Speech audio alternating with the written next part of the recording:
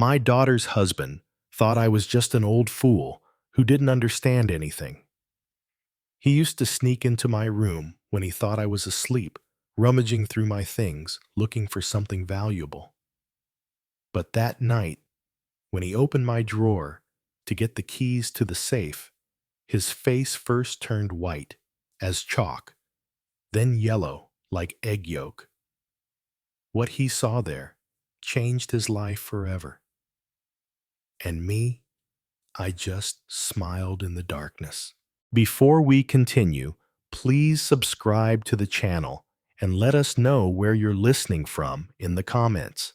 The fork froze halfway to my mouth when Charlie's voice cut through our peaceful dinner conversation.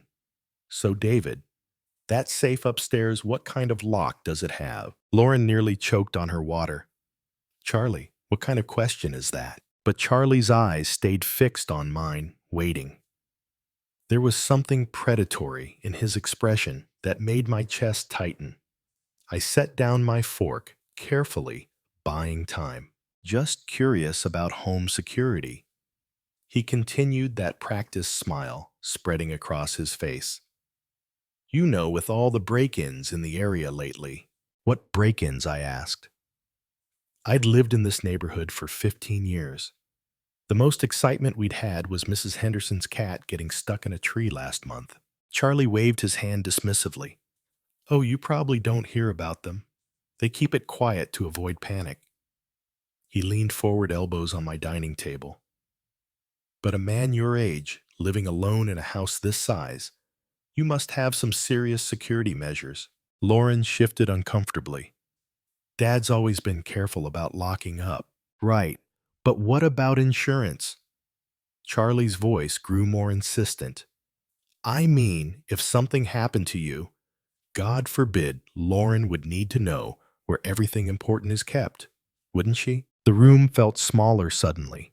I watched Charlie's face, noting how his pupils dilated slightly when he mentioned my hypothetical demise, how his fingers drummed against the table when I didn't respond immediately. I have everything organized, I said finally. Lauren knows what she needs to know. But does she know about the key? The question hung in the air like smoke. Lauren looked between us, confusion creasing her brow. What key? She asked. Charlie's smile widened. The one in your dad's bedroom drawer. The one that... How do you know about any key in my bedroom? The words came out sharper than I intended. For just a moment, Charlie's mask slipped. I saw something cold and calculating flash across his features before the concerned son-in-law expression returned.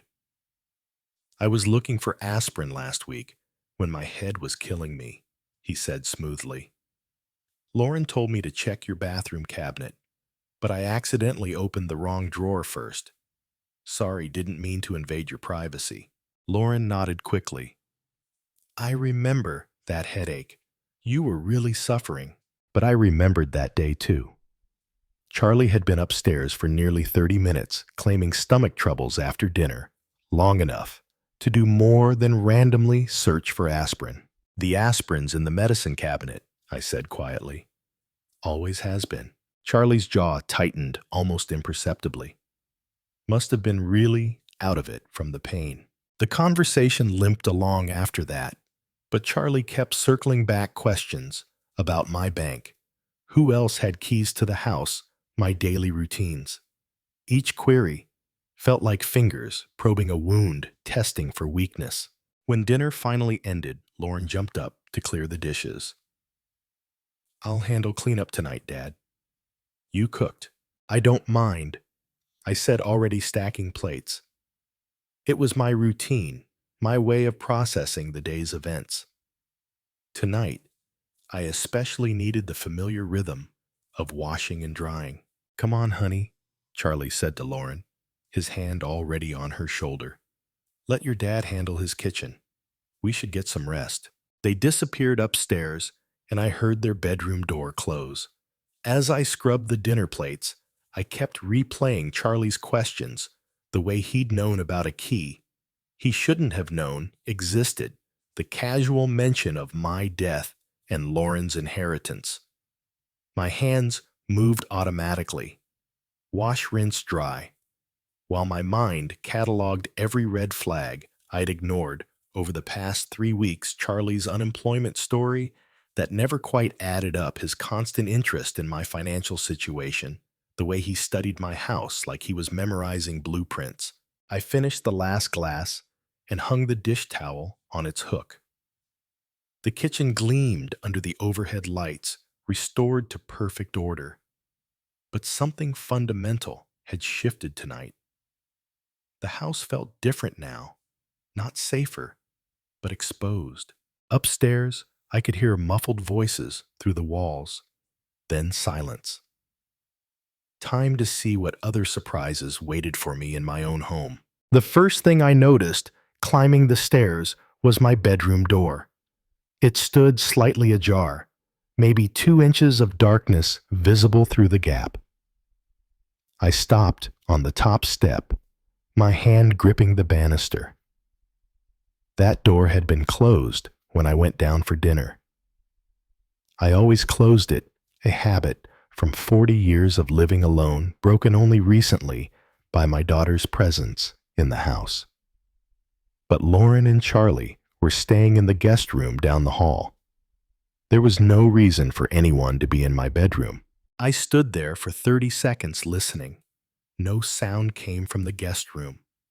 No movement anywhere upstairs, just the familiar, settling noises of an old house and my own heartbeat drumming in my ears. I pushed the door open slowly, waiting for it to creak.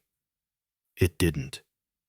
The hinges were well-oiled, silent, but stepping into my private space felt like walking into a crime scene. Everything looked normal. At first glance, the bed was still made corners tight. My reading glasses sat on the nightstand where I'd left them. The lamp stood at the same angle.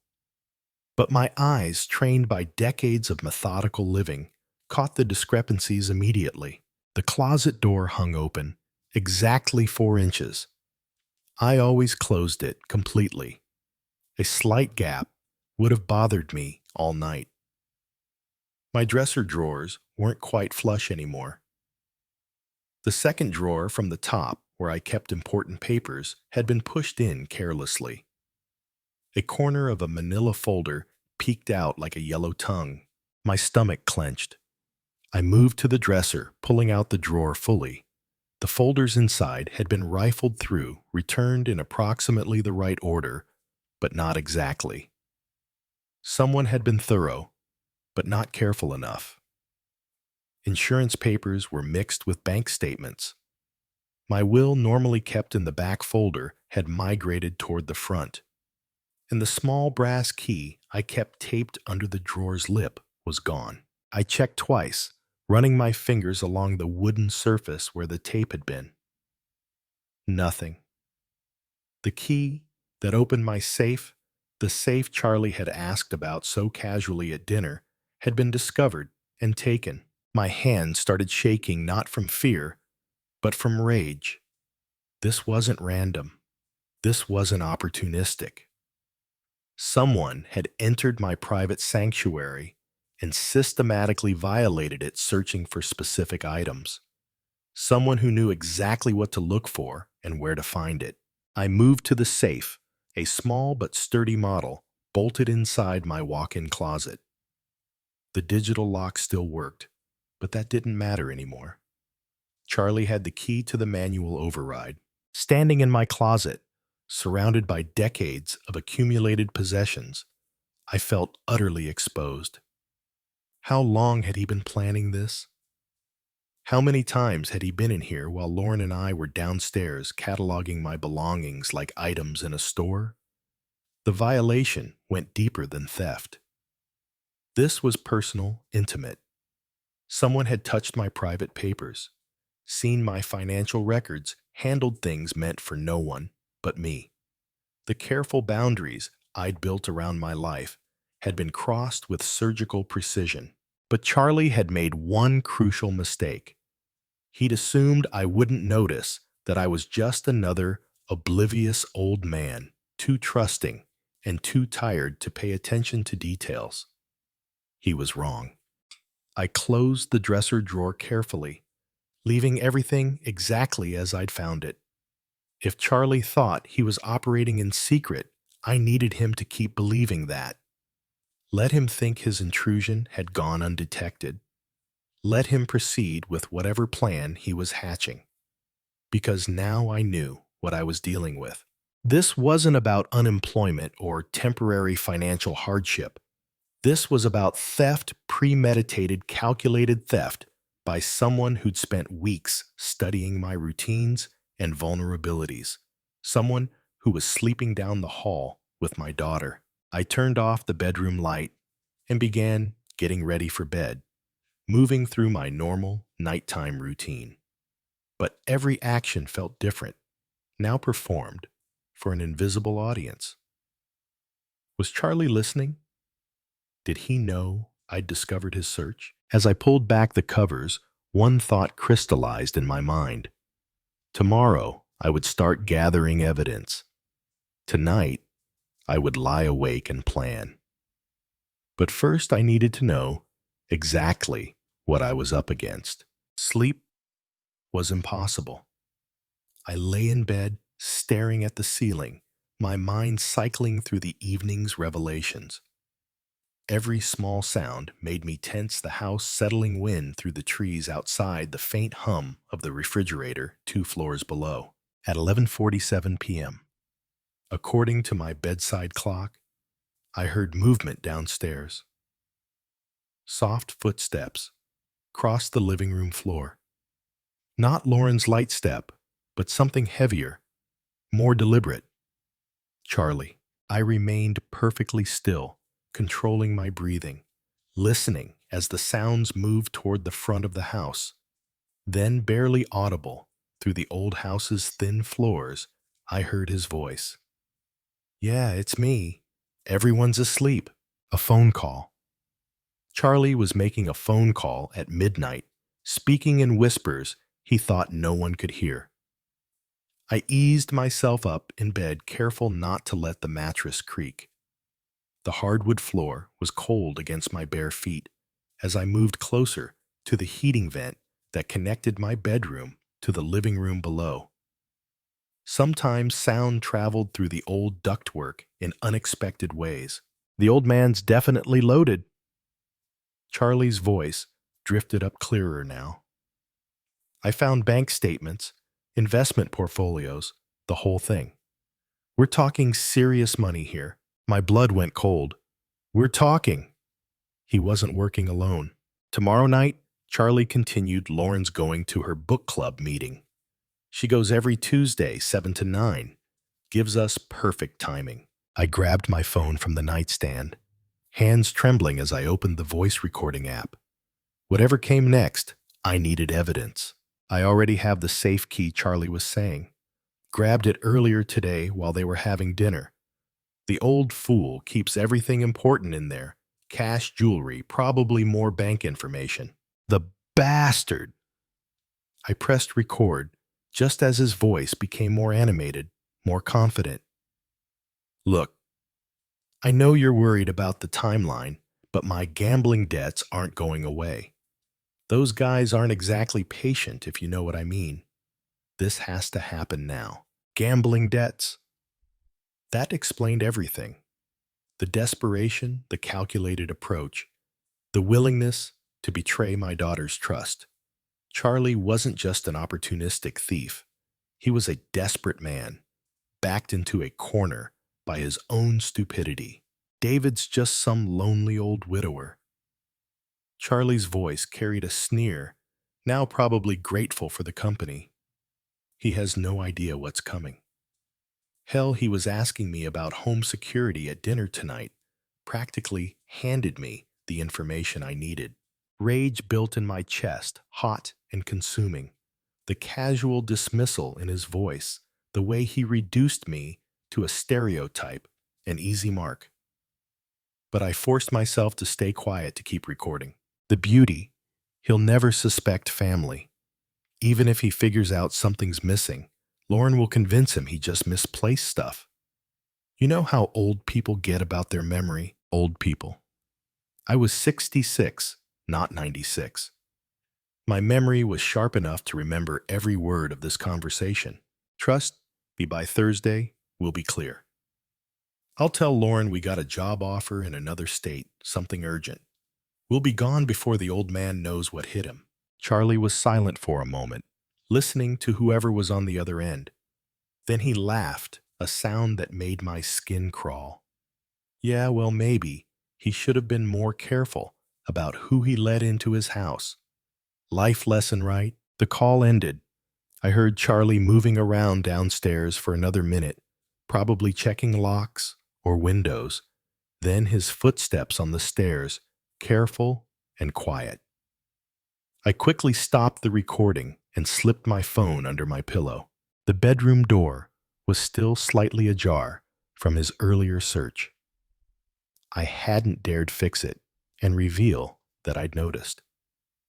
Through the gap, I watched his shadow pass in the hallway.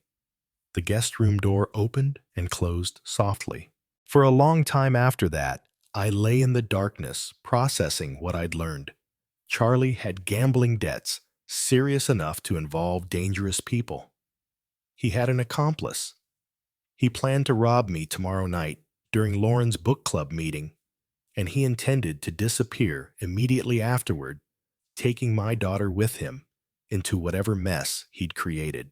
The violation of my bedroom suddenly seemed small compared to this larger betrayal. Charlie wasn't just stealing from me. He was using Lauren as cover, manipulating her love and trust to set up his crime. But he'd made a critical error. He'd assumed I was helpless, clueless, just another easy target. He had no idea that I'd spent 30 years as an insurance investigator before retirement, or that I dealt with plenty of desperate people trying to outsmart the system. Charlie wanted to play games with an old man. Fine, let's see how smart he really was. Lying there in the dark, with Charlie's recorded confession on my phone, I found myself thinking back to how this all started. 3 weeks ago, when Lauren's desperate call had shattered my quiet Tuesday morning.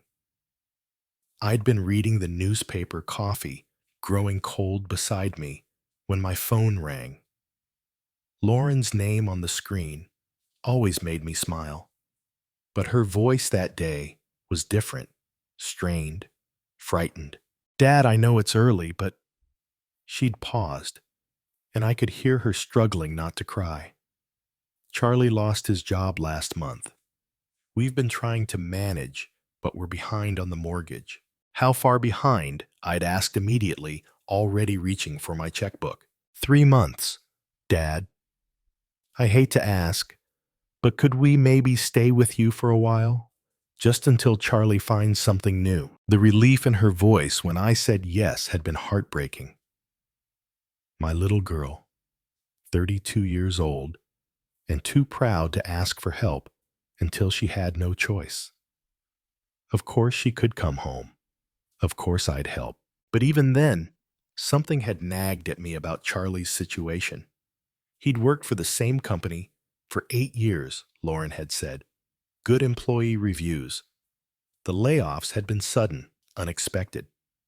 Yet when I'd asked Lauren for details, her answers were vague. Charlie handled the finances, she explained. He was managing the job search. She trusted him to figure it out. I should have pressed harder. Should have asked more questions.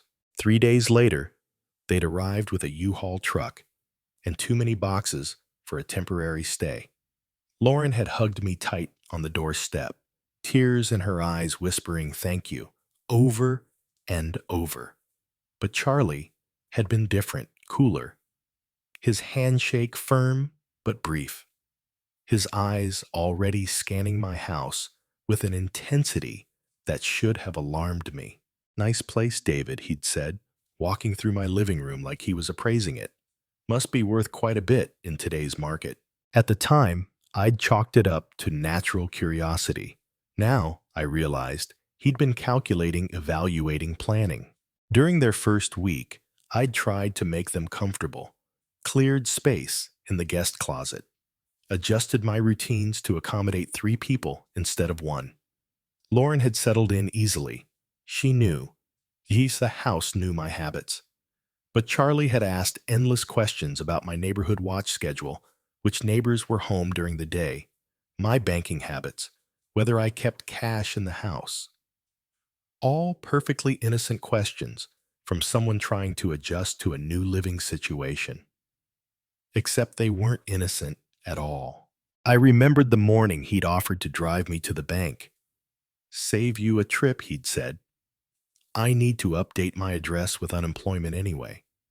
But at the bank, he'd lingered near the teller window, watching as I made my deposit, asking casual questions about my account, types my safety deposit box. Red flags I'd ignored because I wanted to trust my daughter's husband, because Lauren loved him, and I loved Lauren. The gambling should have been obvious, too. Charlie's phone rang constantly, calls he always took in private stepping outside or into another room. He'd claimed they were potential employers' networking contacts. But I'd noticed how his mood shifted after these calls, the tension in his shoulders, the way he'd pace afterward. In the mail, financial statements addressed to Charlie had been arriving at my house for 2 weeks. Credit card companies, collection agencies. I'd assumed they were just updating his address after his job loss. Now I understood they were dunning notices, final demands, threats. Lauren knew none of this. She trusted Charlie completely, took his explanations at face value. When he said he was handling their finances, she believed him. When he said the job market was tough, but he had prospects, she supported him. She had no idea her husband was drowning in gambling debt, no clue that her childhood home was being surveilled like a target.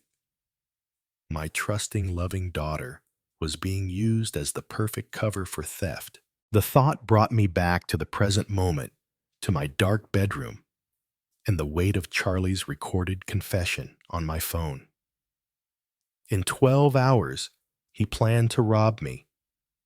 In 36 hours, he planned to disappear with Lauren, dragging her into his web of debt and deception.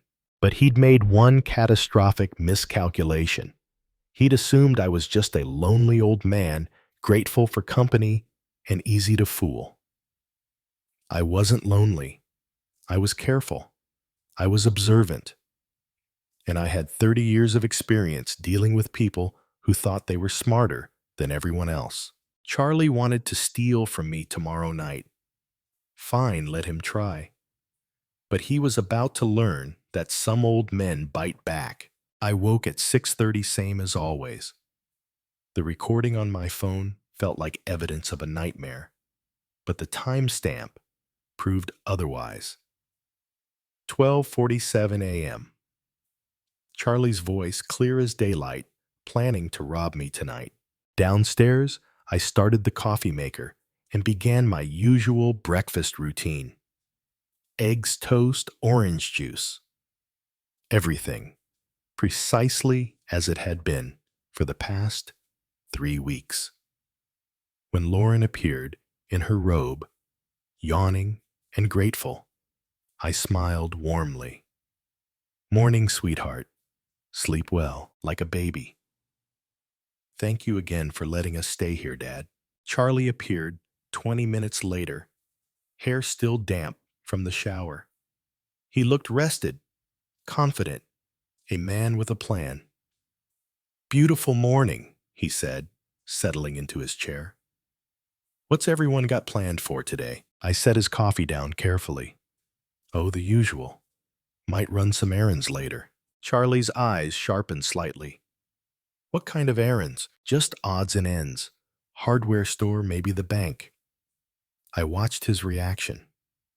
A tiny muscle twitched near his left eye. Nothing exciting. The bank, Charlie leaned forward. Everything okay financially? Lauren laughed. Dad's always been paranoid. about checking his accounts in person. Old habits. Not paranoid, I corrected mildly. Careful. You can't be too careful these days. Charlie nodded too enthusiastically. Absolutely right. Identity theft, online scams. It's a jungle out there for someone your age. Someone my age. There it was again. That casual dismissal, wrapped in false concern. Speaking of careful, Charlie continued, I've been thinking about your home security. This neighborhood seems pretty quiet. It's perfectly safe, Lauren interjected. Dad's lived here 15 years without problems. But Charlie wasn't listening to his wife. His attention stayed locked on me. Still a man living alone, valuable things in the house it pays to be prepared. You mentioned that safe upstairs. Is that where you keep important documents? I took a slow sip of coffee, considering my response. Some things, yes. What about cash? I mean, if the banks went down or something happened, it's smart to have emergency funds readily available. The audacity was breathtaking. He was sitting at my breakfast table, eating food I'd prepared, asking me to inventory my assets for his convenience. I have what I need, I said simply. Charlie tried a different approach. You mentioned being a heavy sleeper last week. That's good. I worry about older folks who can't get proper rest. I hadn't mentioned any such thing, but I nodded anyway. Oh yes. Once I'm out, I'm dead to the world, especially lately. I've been so tired in the evenings. That's normal at your age, Charlie said. Your body needs more rest. Lauren shot him a look. Charlie, that's rude. No, he's right, I said quickly. I usually take something to help me sleep. Knocks me right out until morning. Charlie's posture relaxed noticeably. Perfect. Let him think I'd be unconscious and helpless tonight. Well, I should let you folks plan your day, I said, standing to clear the dishes. I'll probably turn in early tonight. All this family activity has me more tired than usual. That sounds perfect, Dad, Lauren said. You deserve rest. Charlie helped carry plates to the kitchen, and I caught him glancing toward the stairs, toward my bedroom, calculating planning. You know, he said casually, I might stay up late tonight, watch some TV in the living room. I'm a bit of a night owl. Of course he was. I smiled and nodded. Make yourself comfortable. The remote's on the coffee table. After breakfast, Charlie announced he needed to make some calls about job prospects. Lauren decided to organize their belongings in the guest room. I had my window. I think I'll run those errands now. I told them, you two enjoy some quiet time together. As I backed out of the driveway, I saw Charlie watching from the upstairs window. Not the guest room window, my bedroom window. My hands tightened on the steering wheel. Tonight couldn't come soon enough. The hardware store was my first stop. I needed supplies, but more importantly, I needed to think through every detail of what was coming. Charlie had made his intentions crystal clear at breakfast. Tonight, while I supposedly slept deeply with the help of medication, he planned to enter my bedroom, locate the key he'd spotted weeks ago, and open my safe. Simple, clean, the perfect crime against a trusting old man. Except the key wasn't there anymore. I'd moved it at 5 a.m. after lying awake since Charlie's phone call. The small brass key now sat safely in my kitchen junk drawer, buried beneath rubber bands and twist ties. Charlie could search my bedroom dresser until his fingers bled. He'd find nothing, but that wasn't enough. I wanted him caught red-handed, humiliated, exposed for exactly what he was. I wanted evidence so clear that even Lauren couldn't deny her husband's true nature. In the hardware store's party supply aisle, I found what I needed: a small confetti cannon, the kind used for gender reveal parties, spring-loaded, designed to create maximum mess with minimum effort. Perfect. I also picked up a bag of ultrafine glitter, the kind that sticks to everything and never quite comes off. Silver and gold. Because if Charlie wanted to be a thief, he should look the part. Back home, I found the house empty. A note from Lauren on the kitchen counter. Gone grocery shopping with Charlie. Back by 2 p.m. Love you. Perfect timing. I had 3 hours. In my basement workshop, I carefully dismantled the confetti cannon. The mechanism was beautifully simple. A spring-loaded plunger that would trigger when sufficient pressure was applied. I replaced the harmless paper confetti with my glitter mixture, adding just enough to coat someone thoroughly without causing injury. The tricky part was calibration. I needed the device to trigger when Charlie opened my dresser drawer and reached inside, but not from casual contact. After several tests with a wooden spoon, I found the right sensitivity. Installation required precision.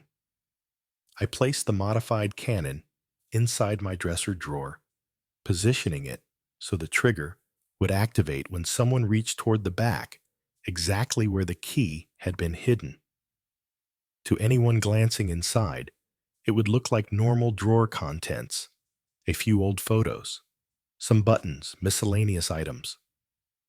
But reach in with purpose, search with intent and surprise. I tested the setup 3 times using a ruler to simulate Charlie's searching motion. Each test triggered perfectly, sending a cloud of glitter exactly where an intruder's face and hands would be. The device reset easily, ready for its real performance. Next came the key placement deception. I positioned a dummy key in plain sight near the front of the drawer, an old luggage key that looked similar enough to fool someone in a hurry. Charlie would spot it, immediately reach for it confidently, and trigger my surprise. The beauty was in the psychology. Charlie expected stealth silent success. He'd budgeted for a quick, quiet theft. He hadn't planned for a glitter explosion that would mark him as clearly as a die pack marks bank robbers. By 1:45 p.m., everything was in place. The drawer looked innocent normal. The trap was armed and ready. Charlie would walk into my bedroom tonight expecting to find a helpless victim. Instead, he'd find 24-karat justice. I heard car doors slamming in the driveway. Lauren and Charlie returning from their shopping trip, probably feeling domestic and normal. Charlie had no idea his crime scene had become a trap. I closed the dresser drawer gently and headed downstairs to greet them wearing my best grandfatherly smile. Tonight was going to be very interesting. I need to run out for a quick errand, I announced after lunch. Won't be long. Lauren looked up from unpacking groceries. Need help with anything, Dad? Just picking up something at the electronics store. You two relax. You've done enough shopping for one day. Charlie barely glanced up from his phone, but I caught the flicker of interest in his eyes. The old man running errands alone, leaving the house unguarded, probably confirming his mental map of my routine. The Best Buy. Clerk. A helpful young man named Marcus didn't blink when I explained I wanted a security camera for my bedroom. Lot of break-ins in your area, he asked. Something like that. I need something small with good night vision, and it needs to be wireless. Marcus showed me several options. I settled on a compact model that connected to my smartphone with motion detection and 8 hours of battery life. The camera was smaller than a deck of cards and came with magnetic mounting options. You'll want to test the placement, Marcus advised. The app lets you see exactly what the camera sees in real time. Perfect. I paid cash and drove home, the camera sitting in its box beside me like a secret weapon. Back home, I found Charlie and Lauren watching television in the living room. They looked comfortable, domestic, like a normal couple staying with Lauren's father, not thieves, preparing for a heist, just going to rest for a few minutes, I told them, heading upstairs. All this running around has me beat. In my bedroom, I closed the door and got to work. The camera needed to capture Charlie's approach to the dresser, his reaction to opening the drawer, and the glitter explosion that would follow. But it also needed to remain completely hidden. I tested several positions using the smartphone app. On top of my bookshelf, the angle was wrong. Behind my lamp, too obvious. Finally, I found the perfect spot, nestled between books on my nightstand, angled to capture both the dresser and the center of the room. The magnetic mount held perfectly, and the camera's black casing blended with the book spines.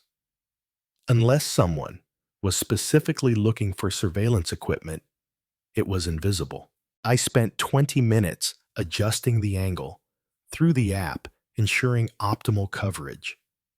The motion detection was sensitive enough to activate when someone entered the room, but not so sensitive that normal settling or outside noise would trigger false recordings. Battery life was crucial. The camera needed to last, from now until Charlie made his move, potentially 8 to 10 hours. I switched it to motion-activated mode to conserve power, then tested the night vision capability by turning off the lights. The infrared image was crystal clear. Charlie's face would be perfectly visible when he triggered my trap. I also tested the recording function, making sure the audio was clear enough to capture any words Charlie might speak during his crime. If he said anything incriminating, and desperate people often talk to themselves, I'd have that evidence too. The setup was elegant in its simplicity. Charlie would enter my room expecting darkness and silence. Instead, he'd be filmed from the moment he crossed the threshold. The camera would capture his search, his discovery of the dummy key, his reaching into the drawer, and the spectacular glitter explosion that followed. Visual evidence, audio evidence, and physical evidence, all in one beautiful package. I repositioned a few books to better camouflage the camera, then stood back to admire my work. Everything looked normal, innocent, just an old man's bedroom, ready for a peaceful night's sleep. Downstairs, I could hear Lauren and Charlie talking quietly, planning their evening, no doubt. Charlie was probably calculating the hours until his theft window opened. He had no idea the window had become a trapdoor. I checked my phone one final time. The camera feed was clear, the recording function active, the battery showing full charge. Everything was ready. Tonight, Charlie would finally show his true colors, and thanks to modern technology, every moment would be preserved in high-definition detail. Let the games begin. Dinner passed peacefully, with Lauren chatting about neighborhood changes and Charlie checking his phone frequently. I played my part perfectly, the tired grandfather, ready for an early bedtime after a busy day. By 8:00 p.m., we'd settled in the living room, Lauren curled up with a book, while I claimed my usual armchair, making a show of rubbing my temples. "Long day," I murmured. "Think I'll turn in early tonight." Charlie looked up from his phone immediately. "Actually, David, I was hoping we could share a drink first. You know, father and son-in-law bonding time." The suggestion came out of nowhere, but his tone was carefully casual, too casual. "That's sweet," Lauren said, not looking up from her book. "You two should spend more time together." "I was thinking about that bottle of Macallan I saw in your kitchen," Charlie continued. "Premium stuff. Perfect for a nightcap." I kept my expression neutral, but internally I was fascinated.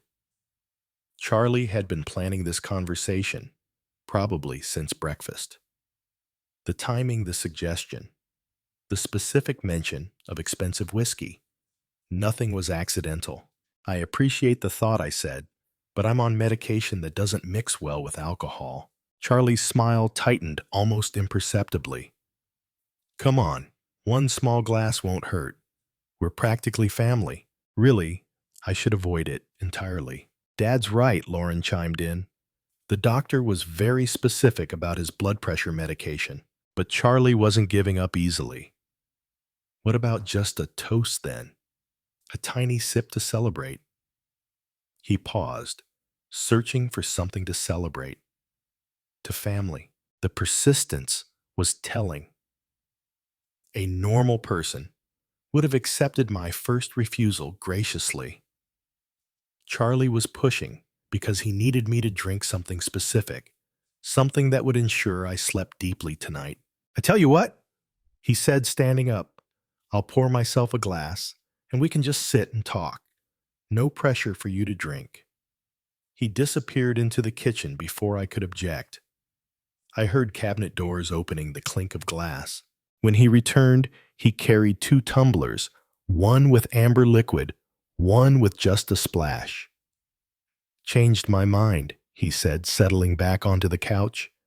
Poured you just a splash for the toast, barely a teaspoon. He held out the second glass. The whiskey inside caught the lamplight, looking innocent enough. But I'd investigated insurance fraud for 30 years, and desperate people always got sloppy. Charlie, I really can't. One tiny sip, he insisted. Lauren, tell your father 1 sip won't kill him.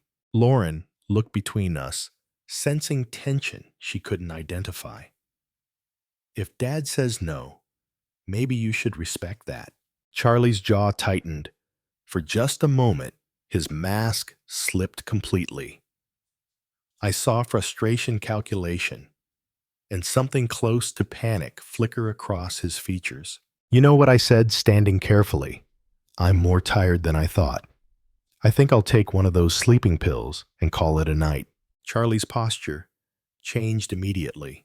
Sleeping pills. Doctor prescribed them last month. Powerful stuff. Knocks me out completely. I'll be dead to the world until morning. Relief flooded Charlie's face. That sounds perfect. You need your rest. Sweet dreams, Dad, Lauren said, kissing my cheek. See you in the morning. I made a production of climbing the stairs, slowly, pausing to grip the railing like an old man struggling with fatigue. At the top, I turned back. Don't stay up too late, you two. Charlie, help yourself to anything in the kitchen. Thanks, David. Sleep well. In my bedroom, I went through the motions of preparing for sleep, changing clothes, brushing teeth, turning down the bed, but I also double-checked my camera positioning and confirmed the glitter trap was ready. I turned off my bedroom light and settled onto the bed, fully clothed, positioning myself where I could see the hallway through my slightly open door. Downstairs, I could hear the television playing softly. Charlie and Lauren talking in hushed voices. Then Lauren's footsteps on the stairs, the guest room door closing. Charlie stayed downstairs waiting, probably watching the clock, calculating how long it would take for my sleeping pill to take effect. I checked my phone, 9:47 p.m. The camera showed my empty bedroom in perfect night vision detail. The trap was set. The stage was prepared. All I had to do now was wait for my son-in-law to reveal his true nature. At 2:43 a.m., I heard the first creak on the stairs. I'd been lying motionless for hours, positioned, so I could see the hallway through my barely open door. My phone showed the camera feed in real time, my empty bedroom, waiting in perfect night vision clarity. Charlie moved like a professional burglar, avoiding the spots on the stairs that groaned under weight. He'd learned my house's quirks during his 3-week residency, mapping every sound that might betray his presence. The hallway floorboard outside my room whispered under his weight, then silence. He was listening, making sure his sleeping pill story had worked its magic. I controlled my breathing, keeping it deep and regular, the performance of my life with my daughter's future hanging in the balance. My door handle turned with glacial slowness. Charlie's silhouette appeared in the doorway, backlit by the faint hallway nightlight. He stood frozen for 30 seconds, watching my supposedly unconscious form. Satisfied I was deeply sedated, he slipped inside. Charlie moved with predatory confidence, now believing himself invisible and untouchable. His dark clothing made him nearly invisible, but I could track his movement by sound and the shifting shadows. He approached my dresser with the certainty of a man who'd planned every step. 3 weeks of reconnaissance had taught him exactly where to find what he needed, the key that would unlock my safe, my security, my life savings. I watched him position himself directly in front of the dresser. His hands reached for the second drawer, the one containing my hidden key, and his spectacular surprise. The drawer slid open smoothly. For a split second, Charlie's posture radiated triumph. He'd found his target, reached inside confidently, fingers seeking the brass key that would solve all his problems. Then my confetti bomb exploded. Boom! The sound was magnificent, like a party favor crossed with a small cannon. Silver and gold glitter erupted in a glorious cloud, coating Charlie from head to toe in sparkling confetti. The explosion echoed through the house like celebratory gunfire. Charlie stumbled backward, cursing violently as glitter settled in his hair, on his clothes, across his shocked face. He looked like he'd been attacked by a craft store explosion, transformed into a walking disco ball. "What the hell?"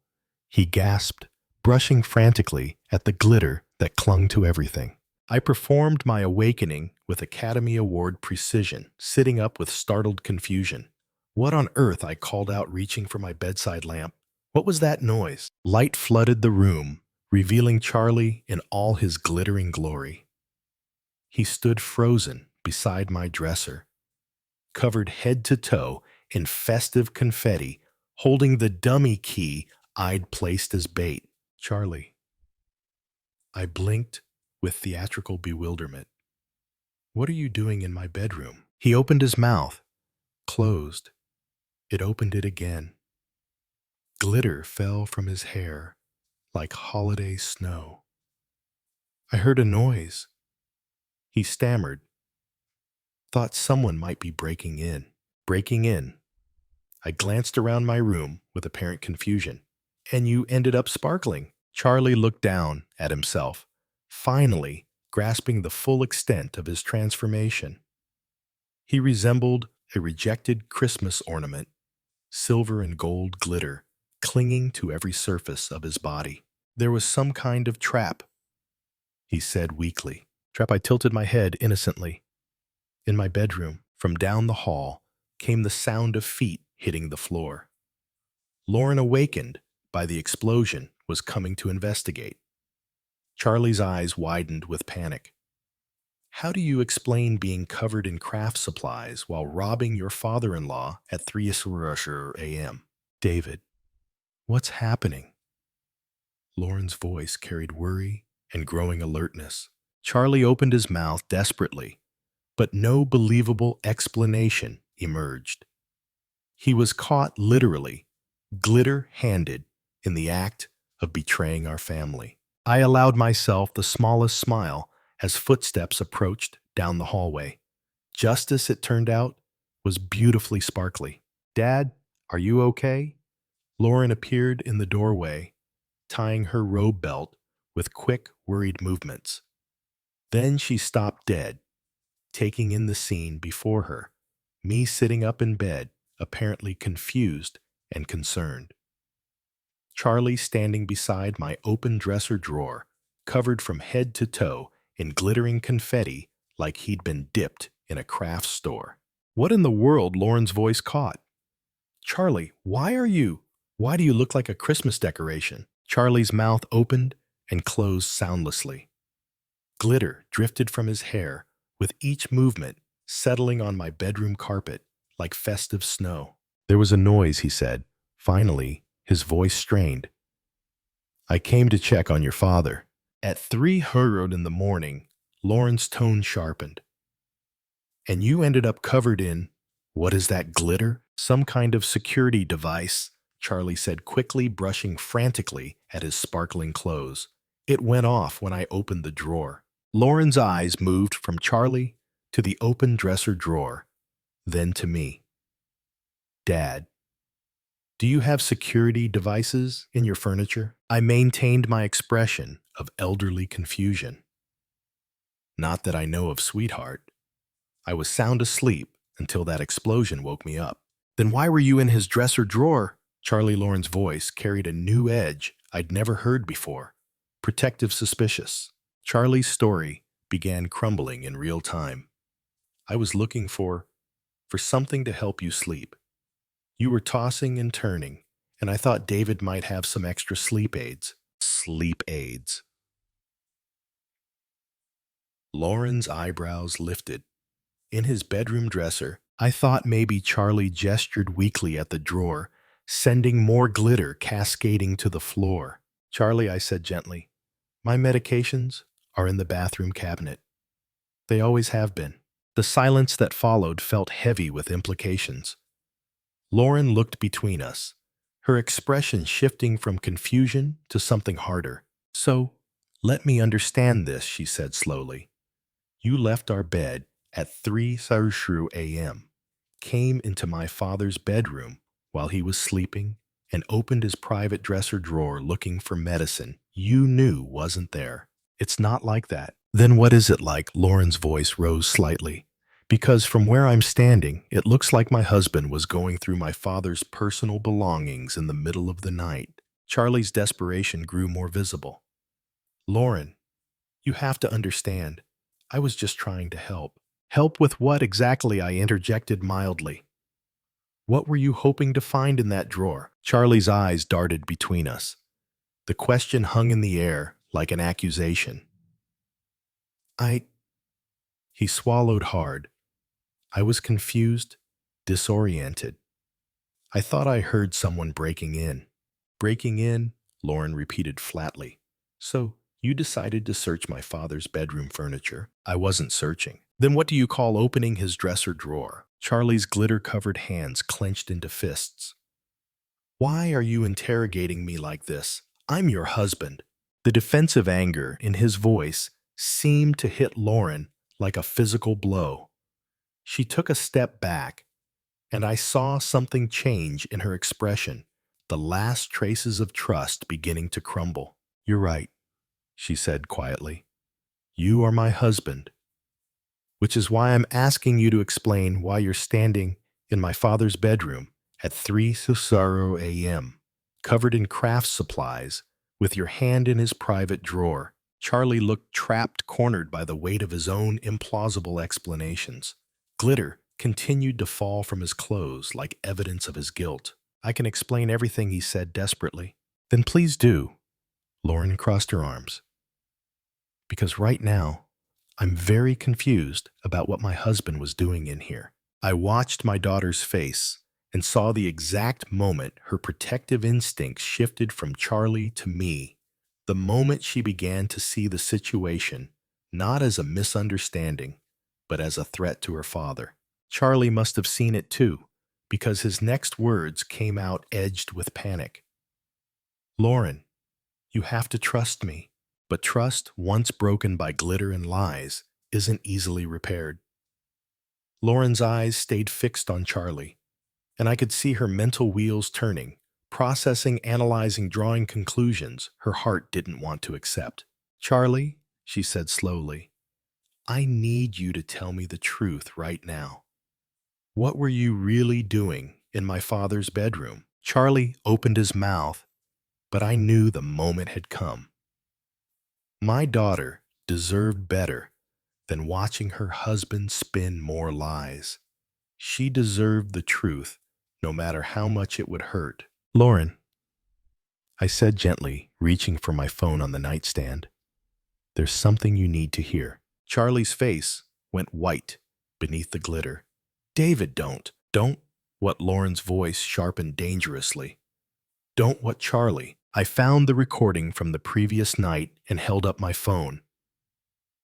Sweetheart, I recorded something last night, a phone conversation.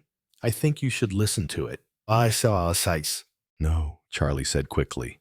Lauren, whatever he thinks he heard. Be quiet, Lauren snapped, never taking her eyes off me. Dad, play it. I pressed play.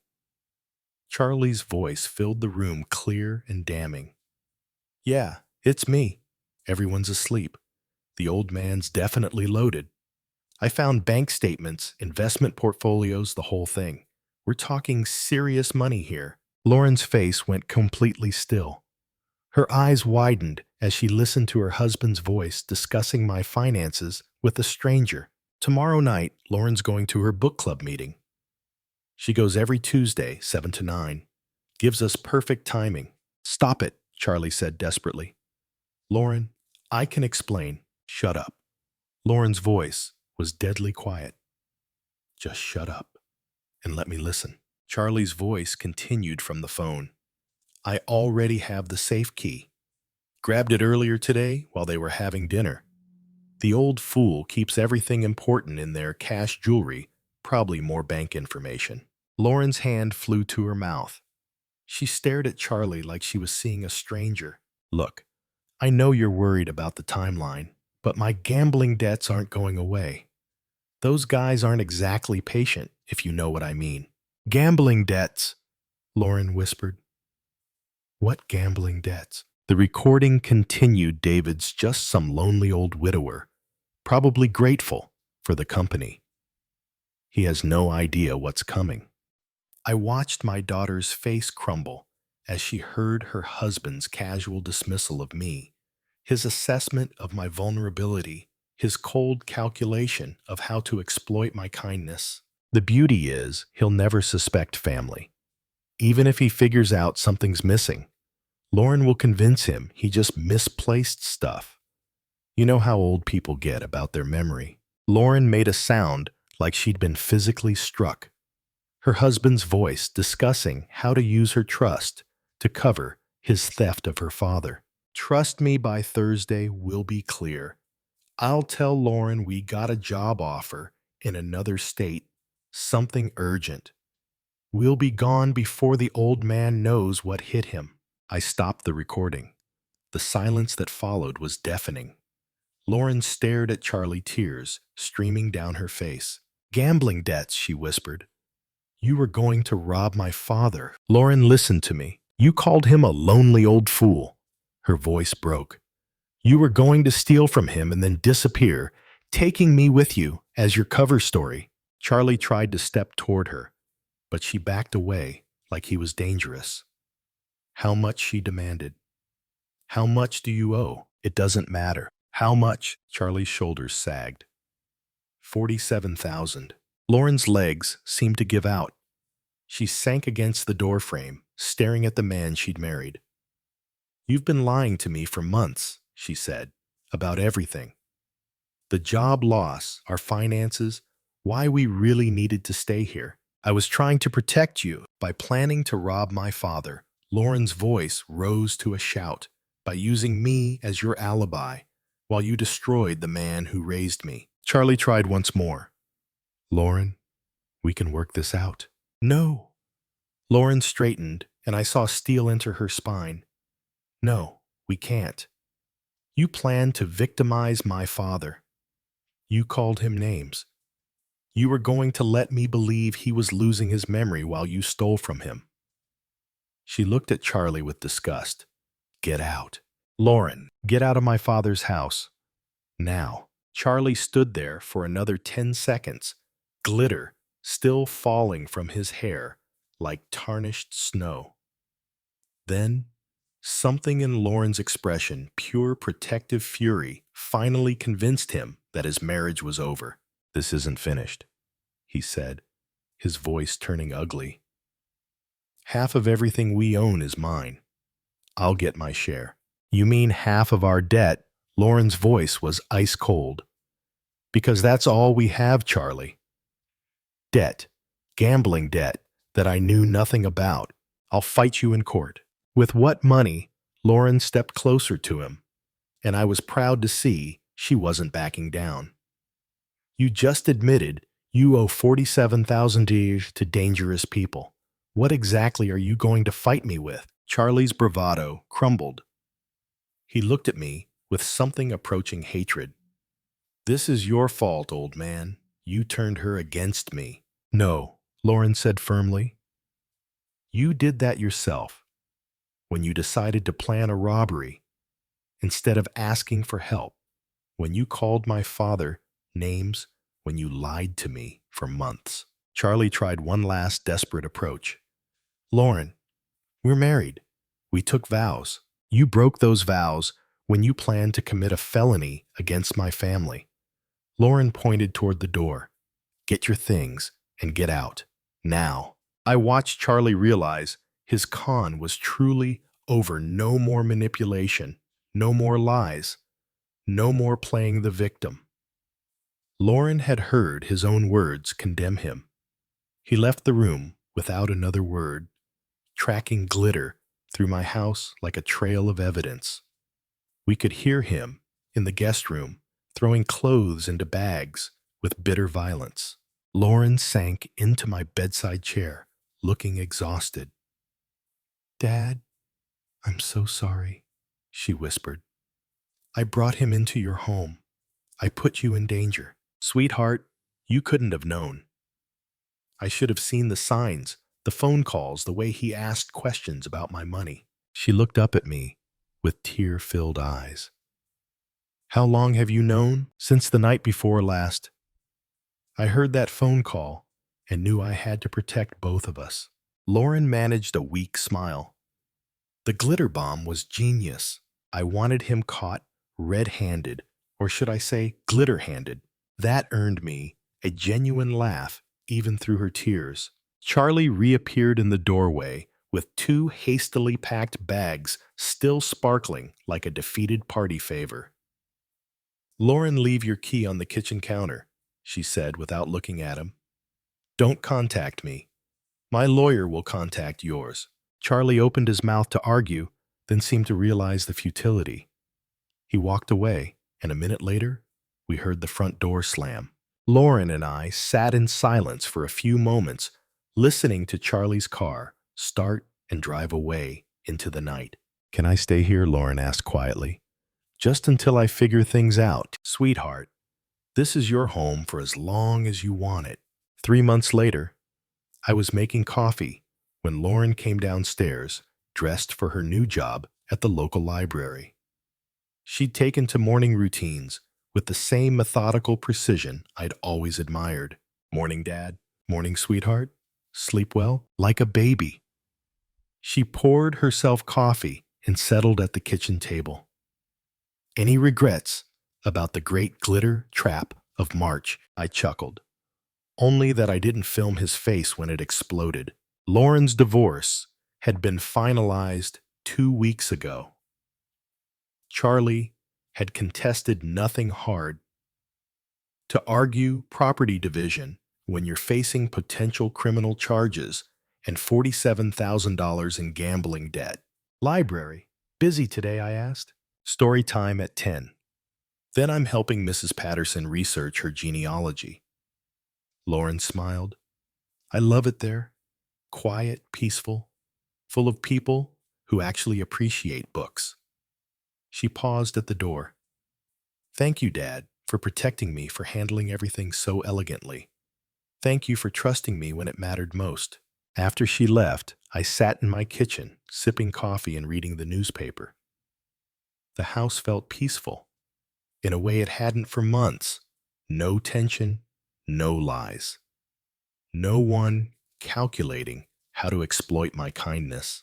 My phone buzzed with a text from Lauren. Forgot to mention Mrs. Henderson asked if you'd help her install a security system. Apparently, word got around about your innovative home protection methods. I laughed out loud. Maybe I should patent the confetti bomb approach to home security. Outside, Spring was settling over Coeur d'Alene. My neighborhood remained quiet and safe, just as it had been before Charlie's brief invasion of our lives. Sometimes justice comes from courtrooms and police. Sometimes it comes from trusting your instincts, setting careful traps, and letting people reveal their true natures. And sometimes justice sparkles. If you enjoyed this story, please like this video, subscribe to the channel, and share your impressions in the comments. To listen to the next story, click on the box on the left. Thank you for watching.